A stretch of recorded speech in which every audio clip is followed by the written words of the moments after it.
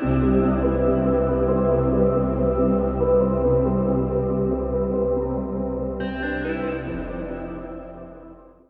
powerful technique, gained from NLP or Neuro-Linguistic programming, is a powerful visualization technique that, when done correctly, can protect you from all sorts of negative emotions so that you never take anything negative to heart ever again.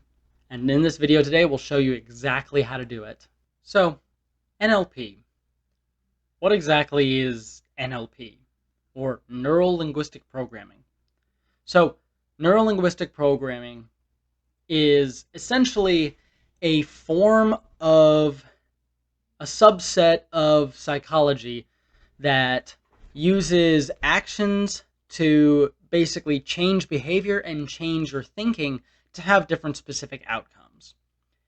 A quote that I would like to specifically share is, "Everything is empty except for the meaning that you give it."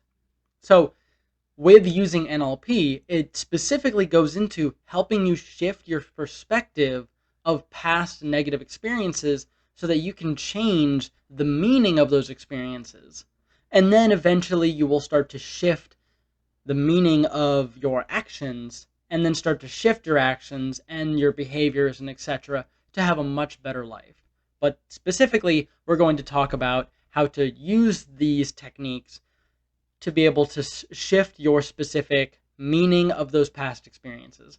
But in today's in today's video, we're going to talk about a short 5-step technique that I learned within my NLP sessions that you can use today to be able to block yourself out from negative emotions that come your way.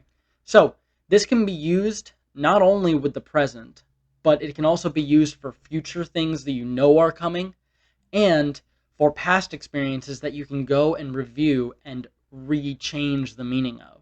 So here is the 5-step emotional protection technique. Let's just get right into it. So step number 1, imagine or visualize a force field around you that blocks out everything. No matter what words or what feelings or what environment, anything that comes in contact with this force field disintegrates. So whatever energy, if somebody is coming and pushing that energy onto you, just push that force field out and visualize it, and it will block out the emotions. It takes a little bit of practice, but once you have gotten better understanding and grip on first just having the habit of visualizing it, and once you have a bit more practice of just doing it over and over again, you will start to notice better and better efforts, better results of it bouncing off those negative emotions. This step 1, this force field by itself is so powerful, because let's say if you have social anxiety and you go to a party and you're like, oh God, I don't want to be here, you can push out that force field and give yourself this imaginary space that nobody can touch. Yeah, maybe the physical space of people brushing up against you can be a little bit iffy, but you will have this mental space that is all yours. And then I would also recommend, if you're going to a party, just bring earplugs. That also helps. So then step number 2, there's part A and part B.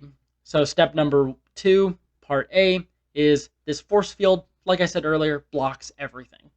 Part B, it filters out. Imagine either some sort of little fairy of, hey, listen, for Zelda fans, I guess, or some sort of like little holographic buddy that just pops up and it gives you a explanation of the message. So for example, let's say that your boss walks up and they're like,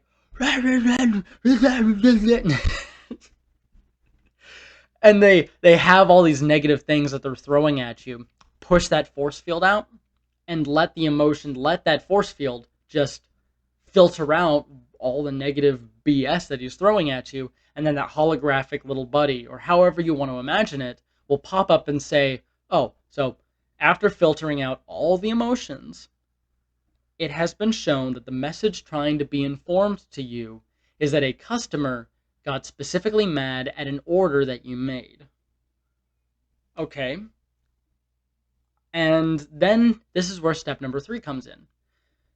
Does the message that's being told to you what do you know, do those two things match? the information you're being told and what you know, do those things match? If they don't, ask specific questions.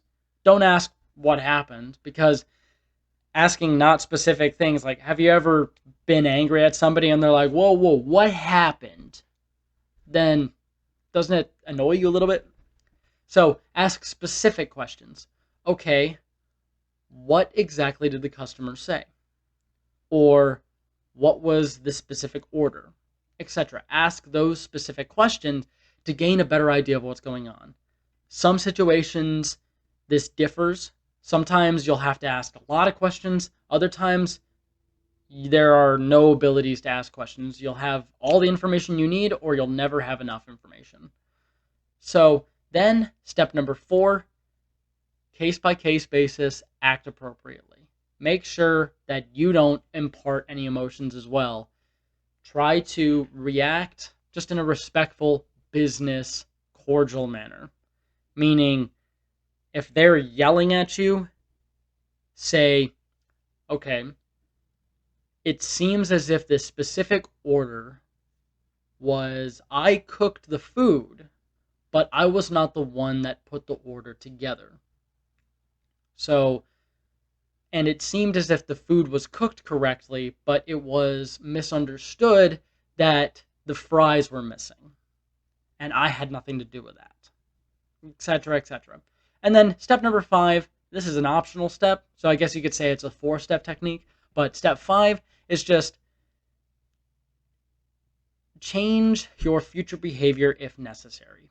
If there was an incident where you were the one that could have potentially caused the issue, or what actions you did could have had something happen, then think, okay, how can I change my behavior in the future so that these issues don't happen again? Or if talking to the person or expressing things in a different way or being more clear, just see if you need to change your specific behavior so that this stuff doesn't happen again exactly how it did. So this stuff can be used for the past, present, and future. For the present, it can be used just when you need it. You bring up the bubble and you can block out any of those things. And then you go through the steps and techniques.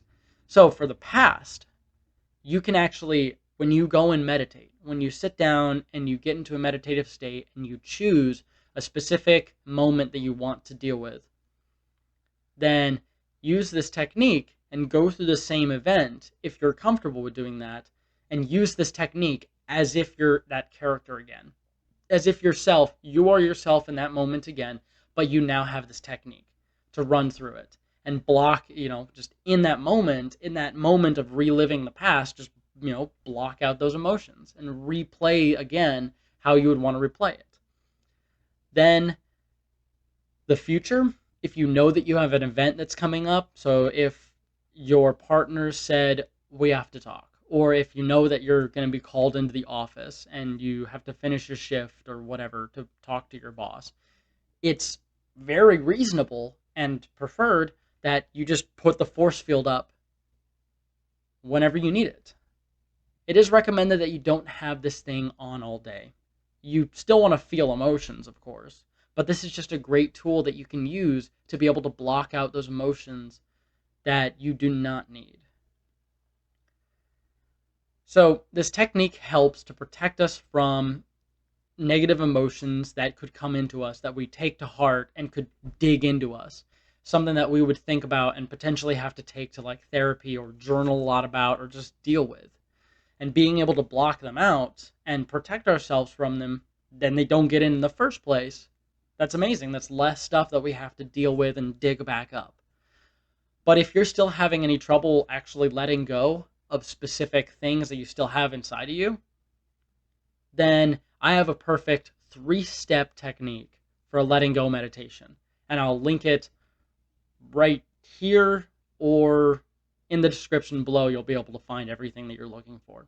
And for pros, in that same video, for pros, there is a 8-step technique that goes in a little bit more detail. So that's it. Just to recap, NLP is a amazing, pretty popular thing of being able to shift through your actions and changing your meanings. You're able to shift your perspectives of the past and move past your past experiences. We need a past counter now. So then we also talked about the 5-step technique and how you can use it for the past, present, and future. So that's pretty much it for this episode today. This video. Thank you so much for watching, and I appreciate you sitting through it. If you want to share, go ahead and share. I think that there are a lot of people that could potentially at least vibe from the first technique, the first step of this force field. Go ahead and comment if you have any questions, or if you have an experience that you had that this technique worked. Or, yeah, and go ahead and like the video if you enjoyed it. Go ahead and subscribe if you want to see more of this sort of stuff. I would love to have more people come on and just vibe with us. Learn some of these great techniques to master life. And finally, just keep on vibing. Keep trying. You got this. I believe in you. So, thank you very much, and I will see you in the next video. Peace.